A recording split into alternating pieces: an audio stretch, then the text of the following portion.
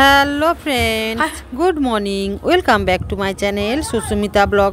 তো বন্ধুরা কেমন আছো? আশা করছি ভালো আছো। আমিও তোমাদের আশীর্বাদে ভালো আছি। তো বন্ধুরা দেখো, আমার বোনজি ঘুম থেকে উঠে লাফ দিয়ে গিয়ে কেমন পড়ে গেল, আর আমার ছেলে যে তাড়াতাড়ি করে গিয়ে তুললো। আর এপাশে দেখো আমার বোন এসে এপাশে আলু মটর সিদ্ধ বসিয়েছে। আসলে আজকের আমাদের পুকুর ছিঁচা চলছে, তো মাছ ধরতে যাব। তো 8টার মধ্যে যাব, সেই কারণে তাড়াহুড়ো করে সিদ্ধ করে নিচ্ছি। আর এপাশে দেখো আমার ভাই ঘর মুছছে, আর আমার ভাই প্রায় দিন ঘর মোছে। আর আমি তোমাদের আগের ভিডিওতে বলেছিলাম যে এদের বাড়িতে ছেলে মেয়ের কোনো পার্থক্য নেই, প্রত্যেকে কাজ করে।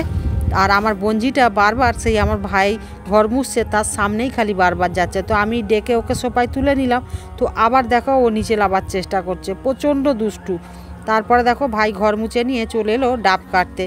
তো আগের দিন আমাদের গাছ থেকে ডাব পাড়া হয়েছিল, তো ডাবগুলো এখানে রাখা ছিল। আর ভাই তার ছেলের জন্য ওই যে ডাব কাটছে, খাওয়াবে সকালবেলা। আর কাটলি না, আর একটা কেটে নিবি।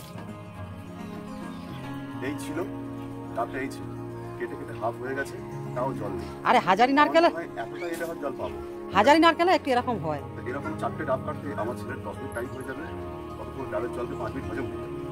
চলো আসছি পরে। যা তাহলে মানে নারকেল হয়ে গেছে জানিস। বন্ধুরা দেখো ডাবগুলো সব দোমেলি নারকেল হয়ে গেছে। তো ভাই দুটো কেটে আর কাটেনি, জলটা নিয়ে চলে গেছে। তো ডাবগুলো এই যে চেলা করে দেখলাম যে নারকেল হয়ে গেছে।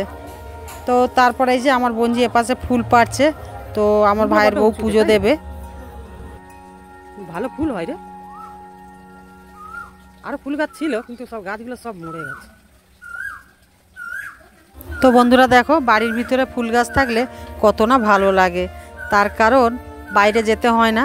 ঘরের ভিতরে 3-4 রকম ফুল গাছ আছে, ফুল তুলে নিয়ে পুজো দিতে খুব ভালো লাগে। তো দেখো কত ফুল পাড়লো আমার বোনজি। তো বন্ধুরা দেখো আলু মটর ভাজা করে নিয়ে আর তারপরে বেরিয়ে পড়লাম। সঙ্গে 2টো হাঁড়ি নিয়েছি, 3টে থালা নিয়েছি, আর কিছু পোশাক নিয়েছি পরবো। আর এপাশে এই যে ক্রেট নিয়েছি, তো নিয়ে চলে এলাম মাছ ধরতে। তো আমরা আসার আগে বাবা চলে এসছে, আর সঙ্গে আরও 2জন এসছে। তো ওরা জল ছিঁচা হয়ে যেতে মাছ ধরা শুরু করে দিয়েছে। তো আমরা টিফিন নিয়ে তারপরে এলাম, কেন আমাদের বাড়ি ফিরতে ফিরতে বেলা 1টার মতো বেজে যাবে। তো এখন কিন্তু বাজে 9টা। তো দেখো বন্ধুরা মাছ ধরে ওই যে গোলাপি রঙের ক্রেটের মধ্যে মাছগুলো রেখেছিল, তো একসঙ্গে রাখলে মাছগুলো সব নষ্ট হয়ে যাবে। তো এই কারণে আমি প্রত্যেকটা মাছ আলাদা আলাদা করে আলাদা আলাদা জায়গায় ধুয়ে সাইজ করে রাখছি। তো এই মাছগুলো কিছুটা খাওয়া হবে, আর কিছুটা যারা এই যে মাছ ধরছে তাদেরকে খেতে দেওয়া হবে, আর বাকি মাছটা বিক্রি করে দেওয়া হবে। তো এতে শোল, ল্যাটা, কই, শিঙি, মাগুর প্রচুর মাছ আছে বন্ধুরা। তো দেখছো শোল মাছের সাইজটা কত বড়, লাইলন টিকা আছে, রুই আছে, মৃগেল আছে, তো বিভিন্ন রকম মাছ আছে। তো একসাথে রাখলে তো মাছগুলো তো মরে যাবে, সেই কারণে প্রত্যেকটা জায়গায় আমি আলাদা আলাদা করে জল দিয়ে পাকগুলো পরিষ্কার করে সব রেখে দিচ্ছি। দেখো বন্ধুরা কিছুটা মাছ ওরা ধরে নিয়ে উঠে এসছে। তো এখন যেহেতু 10:30টার মতো বেজে গেছে, তো টিফিনটা খেয়ে দিয়ে গুছিয়ে নিই, তো নিয়ে আবার লাভবো মাছ ধরতে। তো বন্ধুরা এই পুকুরটায় না মানে মাছ ছাড়তে হয় না, মাছ এমনিই চলে আসে।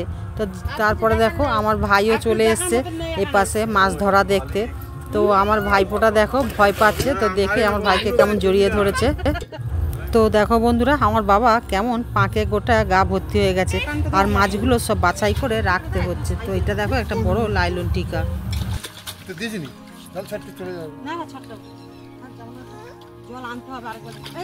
এতগুলো ফলের মাছ ছিল, ফলের মাছ করে দেখতে পাইনি তখন।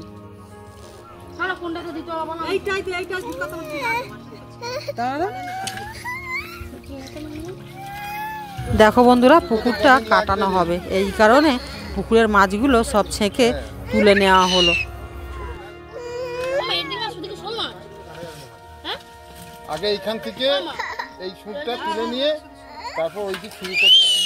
তো বন্ধুরা দেখো আলাদা আলাদা করে সব জায়গায় মাছগুলো রেখেছি, আর মাছগুলো খালি লাফিয়ে লাফিয়ে চলে যাচ্ছে। তো শোল মাছের সাইজগুলো দেখো কেমন বিশাল বড় বড় শোল মাছগুলো, এই একটা শোল মাছ 1 কিলো ওভার হয়ে যাবে। তো ওই ক্রেটে জাবিয়েছি, আর শিঙি মাগুরটাও আলাদা করেছি, শোল ল্যাটাটা আলাদা করেছি। তারপরে দেখো টিফিন খেয়ে সব রেডি করে গুছিয়ে নিয়ে আমি লেবে পড়লাম মাছ ধরতে। তো দেখো কই মাছগুলো না উপরে খিলখিল করছে। ওইদিকে ছুঁড়ে দেয় না। তো বন্ধুরা পুকুরটা দেখছো কতটা চিথালো হয়ে গেছে। তো পুকুরটা কাটিয়ে একটু গভীর করা হবে, কেননা বর্ষায় জল ঢুকবে, আরও মাছ হবে। আর মাঠের ধারে পুকুরটা তো এই কারণে মাছ খুব একটা ছাড়তে হয় না, খুব শখে মাছ ছাড়া হয়। আর এপাশে দেখো কত বড় বড় শোল মাছগুলো সব লাফিয়ে বেরিয়ে যাচ্ছে। দেখো বন্ধুরা এই পর্যন্ত 10 কিলোর মতো মাছ ধরা হয়েছে। এটা আছে কই মাছ, এটা শিঙি মাগুর, আর এটা আছে শোল ল্যাটা। তো এখন কিন্তু বেলা 1টার মতো বাজে। তো ভিডিওটা আজ এই পর্যন্ত। তো সবাই ভালো থেকো, সুস্থ থেকো। তো ভিডিওটা আর বেশি বাড়াবো না, কেননা আমার মাছ ধরে উঠতে একটু দেরি হবে। তো এখনের মতো রাখছি, সবাই ভালো থেকো, টাটা।